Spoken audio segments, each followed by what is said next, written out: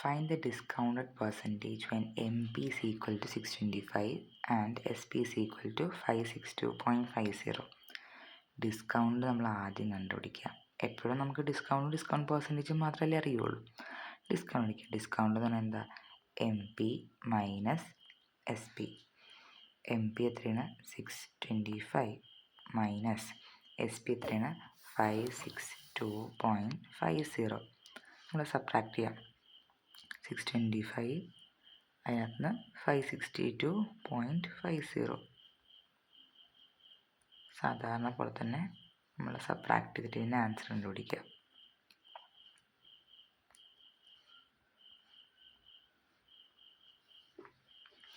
നമുക്ക് ആൻസർ 62.50 എന്ന് കിട്ടും.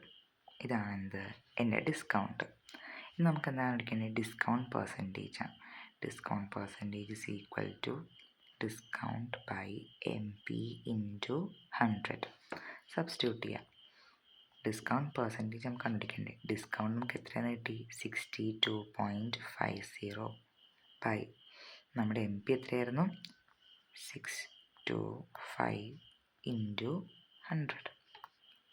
നമുക്ക് കാൽക്കുലേറ്റ് ചെയ്യാം.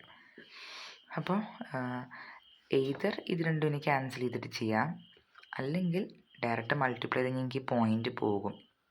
62.50 ഇൻറ്റു 100 എന്ന് പറഞ്ഞാൽ 6250 ബൈ 625 ഇൻറ്റു 1 ഇത് 1. ബാലൻസ് എന്നുണ്ട് ഒരു 0. അപ്പോൾ എത്രയുണ്ട്? 10%. ഇതാണ് നമ്മുടെ ഡിസ്കൗണ്ട് പെർസെൻറ്റേജ്.